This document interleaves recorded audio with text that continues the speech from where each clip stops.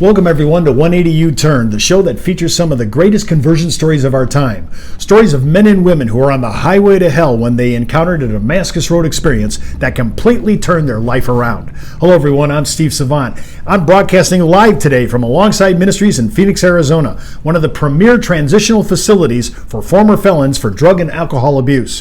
For more information on their prison outreach, weekly meetings, and special events, just check out their website at alongsideministries.com, and that's alongside-ministries.com. And if you want to write me at the show's email, just write me Steve at 180uturn.com. That's Steve at 180youturn.com, and I'll answer all your questions. And again, love the Bible verses. You guys know your Bible. That's what I really like. I really appreciate it. Well, today we're with Vanessa Morales, day 4, and my happy day. We call it Holy Thursday sometimes or whatever. This is the happy day where we find out how did the Lord get a hold of you. Yeah. And it's always remarkable to me and to a lot of people that don't know God. See how these people find God in prison. How does that happen? Yeah. I mean, the last place you'd figure. But I love that verse in the Psalm where it says, David says, even if I make my bed in hell, thou art with me.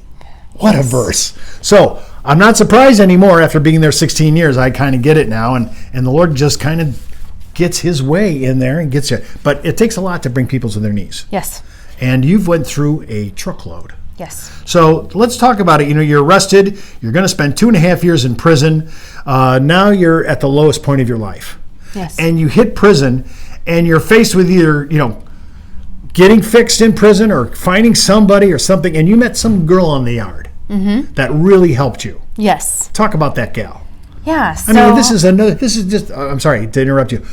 It's always amazing. You have people, damaged people, helping other damaged people, broken people, helping other broken people, and together, somehow they come up with the whole answer. Yes, this is how restoration takes place. It's great. Yeah. Go ahead. So, when I got to prison, I knew deep down that I needed to make a change, but I felt really overwhelmed with what would need to take place and if it was really going to work this time. Mind you, I've been struggling with this for 13 years and nothing has worked. And so I really just needed to use this time to focus on myself. Very quickly after I left RNA and hit the yard. RNA? RNA is like classification. Okay. And went to the unit where I was. I quickly saw that I had two choices. I could, live the yard lifestyle, as we call it, where it's like playing cards, doing, just getting caught up and just doing your time, and passing it, but and not the really politics that goes on in the yard. Yeah. Yeah, or I could, make a choice to make a change, and I really thought to myself, okay, in your heart, Vanessa, you've gone to rehab, but it's been half-assed. You've done this whole thing, but everything, you've never really been 100% in it. So if you're going to do this, you have to be all in it. And so I decided at that moment that I'm going to do everything in my power that I can to make the change. And if I leave prison and I don't make it, I don't look back and say, I should have done this, I should have done that. I will leave knowing I took advantage of every single opportunity available to me. And so I did. I started taking classes like Women in Recovery and Cognitive Thinking for a Change and the 12-step classes. Church, I was still carrying a lot of guilt and shame.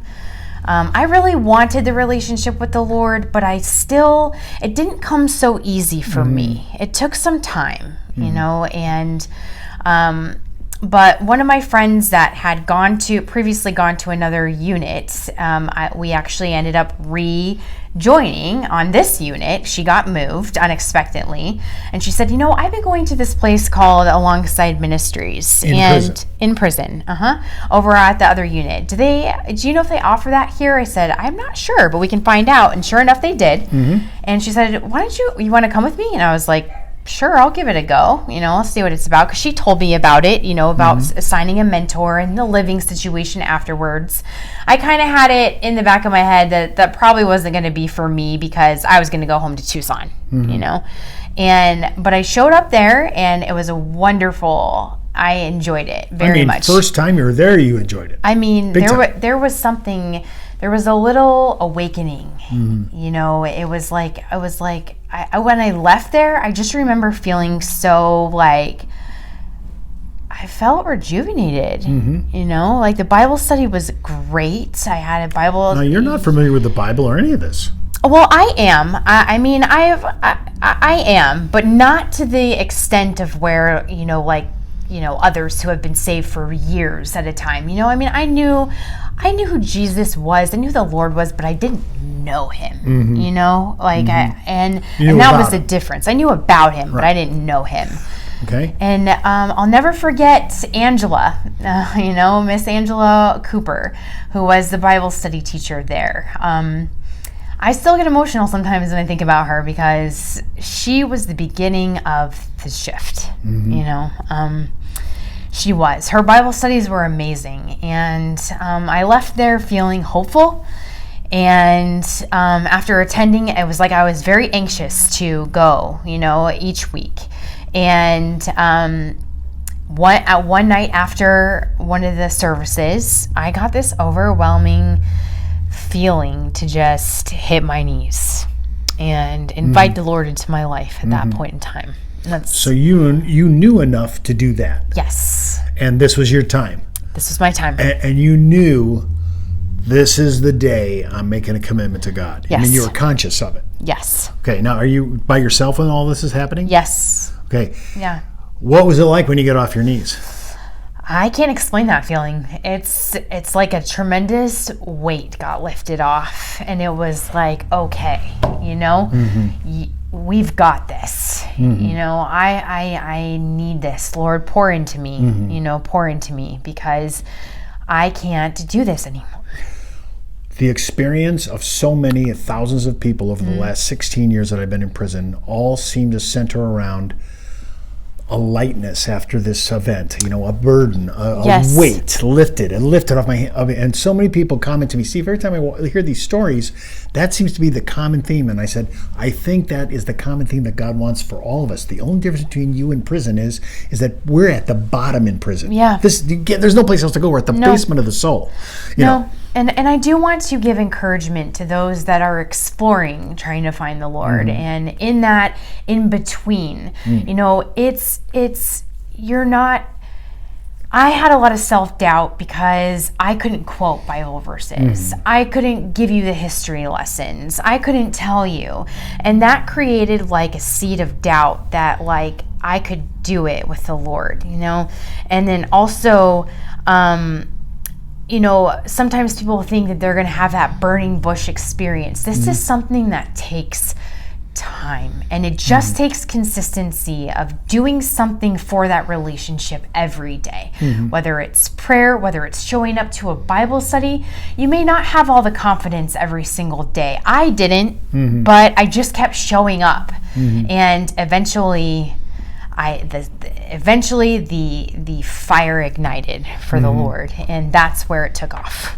No, I really appreciate your sharing maybe a different side of this issue, which is, hey, it was a slow burn at the beginning before it just completely caught on fire, and to encourage people, because not everybody has a Damascus Road experience or a suddenly event, but at the same time though.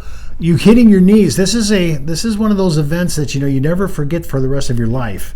This is the event. This is the day my name was transferred from the roll call of the damned to the Lamb's Book of Life. I mean, that's no small thing.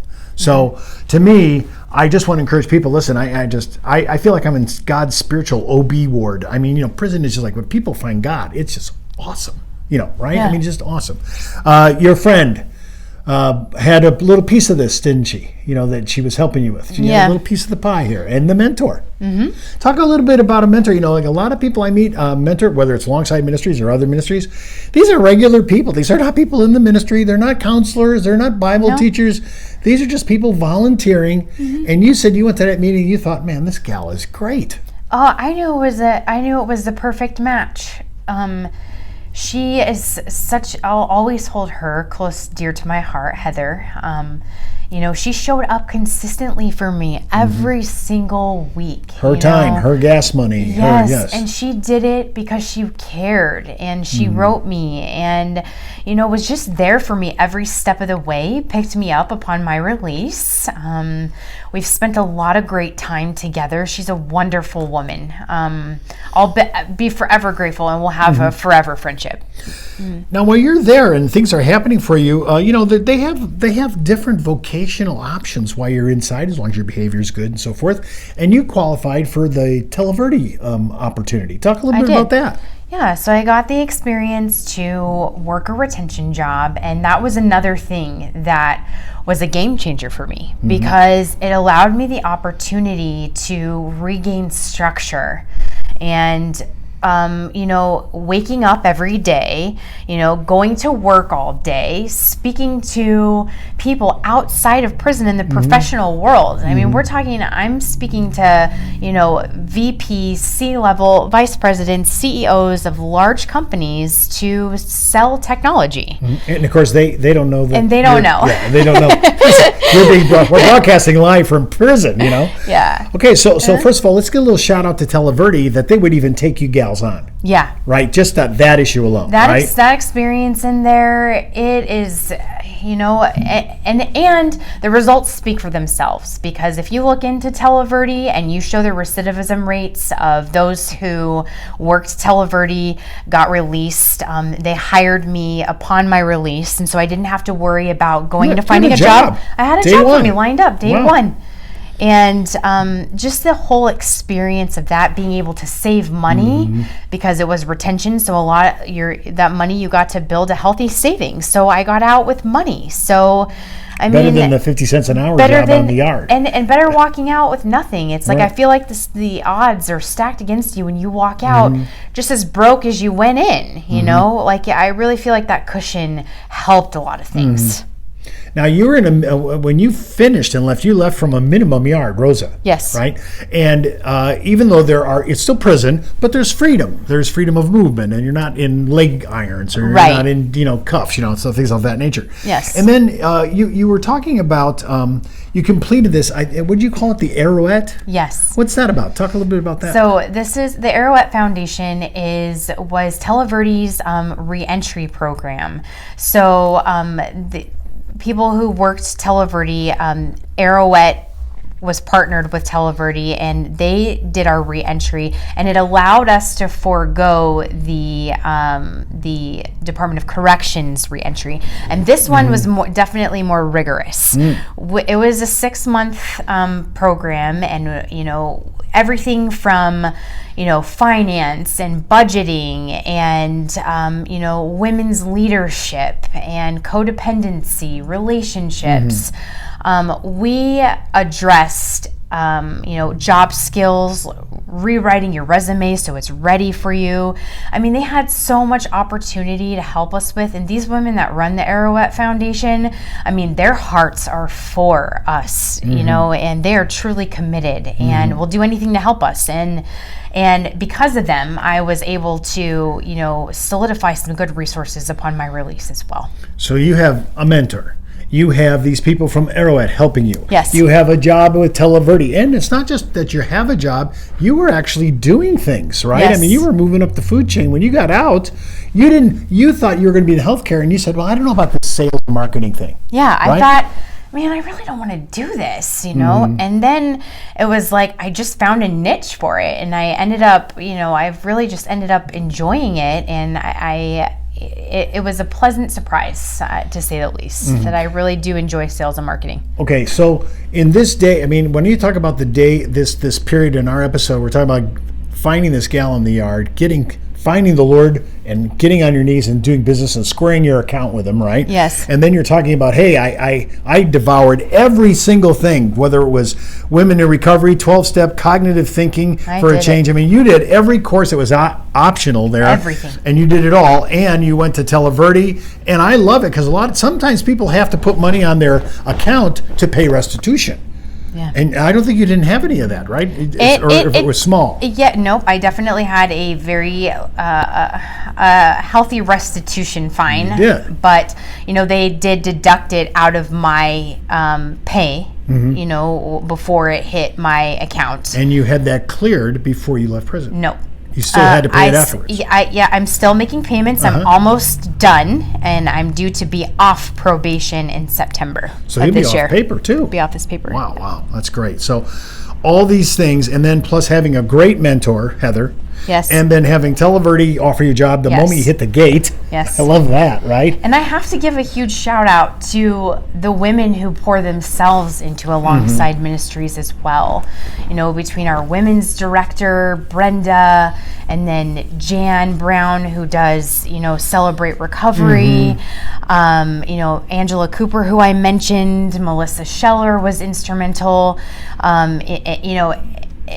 All of these women, these strong women, they all had something that I desperately wanted. And that was a relationship with the Lord, a solid career, self-worth, and they had everything I wanted. And so I just decided to surround myself with them and to be like them. And they are my best friend. They're still some of my best friends today. This is like a sisterhood of sorority. It is, right? I mean, it is. You can't beat it. You can't beat it. Well, I'm glad that you had so many people participating in your recovery and you finding the Lord. It sounds like the Lord just greased the skids for you and made things happen. I'm so glad. Well, listen, tomorrow we're going to be talking about what are we doing now. Vanessa's got a story. Hey, this is what I'm doing. This is my life. And I think it's always great to hear, hey, not only did I find the Lord, but here's what I'm doing now. And we'll talk about that tomorrow. And listen, for more information on Alongside Ministry in their prison outreach, their weekly meetings, any of their special events, just hop out to their website at alongsideministries.com. That's alongside-ministries.com, and you'll check out, they have all these things always going on, Bible studies, things like that. You can participate. And if you want to be a mentor, maybe you want to come in and say, hey, I'm a gal, I'd like to be helpful there. And I just heard Steve say I don't have to be a Bible scholar or anything else. I just have a heart of gold. It's a heart of gold, and yes, we need that. So just come on in. Alongside Ministries are up here on Northern Avenue in Phoenix.